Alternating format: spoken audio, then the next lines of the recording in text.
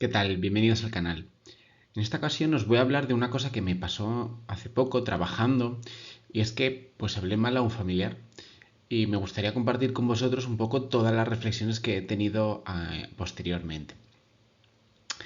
Sí que me gustaría, antes de todo, comentaros que al final, pues bueno, las cosas se acaban bien en lo que es el tema de la información y la familia, pero sí que me gustaría pues poderos comentar un poco cómo fue.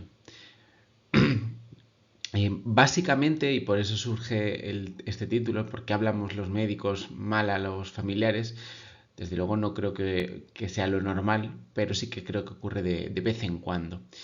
Y en mi caso lo que ocurrió fue, pues bueno, pues yo estaba con un residente, le mandé al residente a preguntar a la familia y ya de fondo vi que estaban cabreados.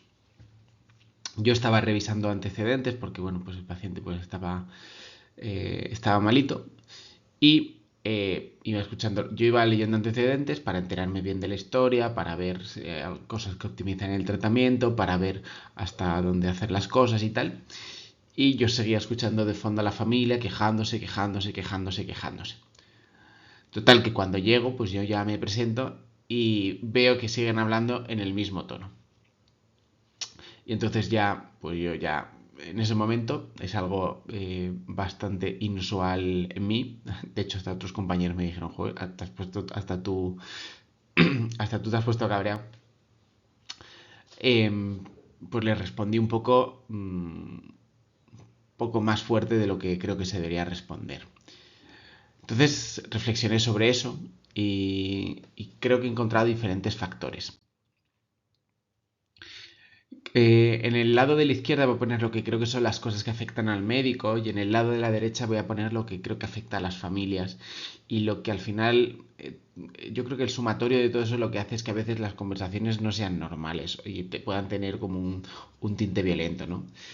Creo que los médicos pues a veces podemos estar bastante cansados y eso pues bueno, pues desde luego si estás cansado pues a veces no tienes tanta paciencia.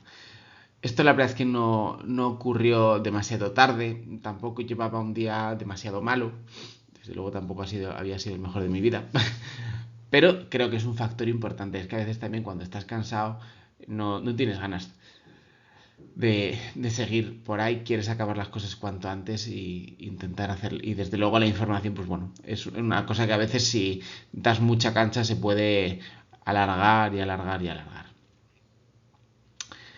Claro, otra cosa que yo creo que nos juega un papel importante es que pues ya has vivido las mismas escenas muchas veces y entonces al final dices, bueno, es que como no corte esto pronto, voy a estar aguantando lo mismo, esta charla, 5 minutos, no voy a avanzar nada, no se le va a quitar el cabreo a la familia. Y entonces a veces pues dices, pues mira, lo corto y a veces para cortarlo pues también subimos el tono de voz. Yo creo que también el hecho de enfrentarnos a cosas conocidas que se repiten, suele ser además fracasos del sistema y pues eso a veces también un poco te escamea por dentro y al final pues lo cortas y a veces de malas maneras, ¿no? Bien, a veces también se junta el estrés. En mi caso ese día no fue.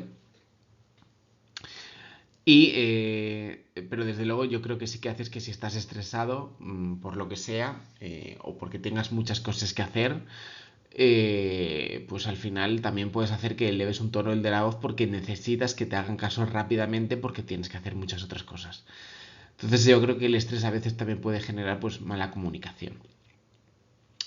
Creo que como cualquier persona pues podemos tener un mal día y que un mal día, una mala semana, un mal mes, tengamos malas noticias personales, familiares y que haga que pues estemos un poco cabreados con el mundo y que pues igual que a veces un amigo te echa una bronca de algo que no te mereces, pues te puede pasar también como familiar y que el médico pues tenga un mal día y lo pague con algún familiar. Creo que a veces también podemos estar condicionados condicionados en el sentido de que pues ha hablado otro compañero y ese compañero te dice, pues oye, ten cuidado, es una familia complicada, saltan a la mínima, no sé qué, no sé cuántos, entonces ya con eso ya vas también un poco condicionado y dices, pues tampoco voy a dejar que se me suban a la chepa en esto de la información. Yo creo que también tiene que haber unos límites, tiene que haber una profesionalidad y en ese sentido, pues yo tengo que respetar a las familias, pero las familias también me tienen que respetar a mí y si no, yo me tengo que hacer respetar. Y lo que yo creo que sí que para mí fue importante es que yo estaba escuchando durante mucho tiempo un tono más elevado del que me gustaría al residente que estaba pues haciéndole la anamnesis y en ese sentido pues yo lo que hice fue ponerme en su mismo tono, que a lo mejor yo creo que fue mi principal error, ponerme en el mismo tono en el que ellos estaban y eso desde luego lo que hace es escalar la situación. Y bien, yo luego estuve pensando sobre todo y luego ya, bueno, como lo super solucionar en 1 o 2 minutos, pues lo vi más o menos luego meridianamente claro, ¿no?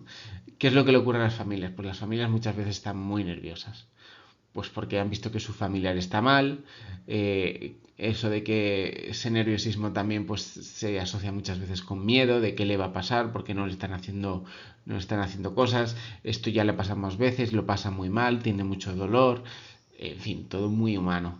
Y claro, todo eso, ese nerviosismo, ese miedo, pues una angustia de no saber qué hacer, con mucha incertidumbre, en fin, que estás básicamente muy emocional y cuando estás muy emocional pues uno le cuesta mucho controlarse. Además, en este caso se sintieron especialmente, ellos se sintieron desatendidos. Bueno, yo luego les intenté explicar que no fue tan así. Sí que es cierto que ellos comentaban pues datos que había que tomarlos en serio y en eso tenían razón, pero que ni mucho menos estuvieron desatendidos. Lo que pasa es que yo creo que ya cuando se te juntan los nervios, el miedo, la incertidumbre y luego ya parece que no te han hecho caso, pues el estar desatendido, pues eso fue lo que pasó, ¿no? O que te sientes desatendido. Y luego yo creo que fue un poco más el sistema.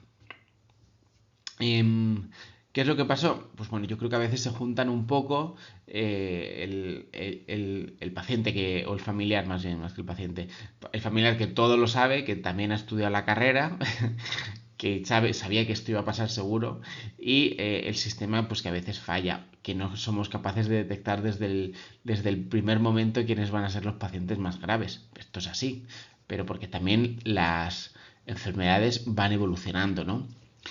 En su caso, ¿qué fue? Pues que ellos estaban insistiendo en un signo que, oye, que es que esto, fíjate, es que esto es sangrado, este sangrado, este sangrado. Y claro, los médicos allí, en la urgencia, pues lo que veían era que las constantes estaban bien. Estaban bien, hasta que dejaron de estarlo. Entonces yo les intenté explicar también un poco lo mismo que mis compañeros médicos.